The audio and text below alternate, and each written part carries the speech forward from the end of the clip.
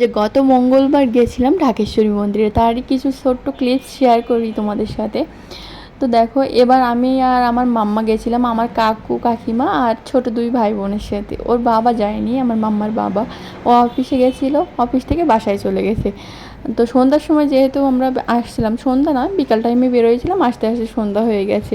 তাই এখনও বেশ জ্যাম জট ছিল না, ফাঁকা ফাঁকাই চলে আসছি। আর এখানে দেখো আমি একটু মাম্মার সাথে ছবি উঠাবো, কিন্তু আমার সাথে এখন যত বড় হচ্ছে দুষ্টুমি করে, একটুও ছবি উঠাতে চায় না। যাই হোক, আমি আমার কাকু ছেলে মেয়ের সাথে কয়েকটা ছবি উঠালাম, ওর সাথেও কিছু উঠানোর চেষ্টা করেছিলাম, কিন্তু সেগুলো মানে না দেওয়ার মতোই হয়েছে। যাই হোক, ভিডিও করলে তো একটু স্মৃতি থেকে যায়।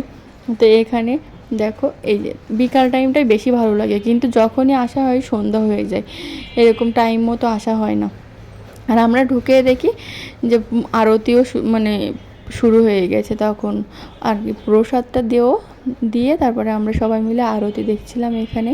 আর এই দেখো, একজন ঘন্টা বাজাতে পারে না, কিন্তু তাদের সবারই তো ইচ্ছা হয়। ছোটো বাচ্চা এখানে আমার কাকু ভাই বোন আর আমার মেয়েকে নিয়ে এই যে ঘন্টা বাজিয়ে দিচ্ছে। তারপরে আমরা সবাই মিলে এখানে বসলাম, আর এখনই শুরু হয়ে গেছে আরতি। এই যে, আর এখানে 2 সাইড দিয়ে সারি দিয়ে মানুষ বসে, আর আমি সবার প্রথমেই বসছিলাম, কিন্তু সেটা আর ভিডিও করা হয়নি। যাই হোক, কেমন লাগলো আমার এই ছোট্ট ভিডিওটা তোমাদের অবশ্যই কমেন্টে জানিও।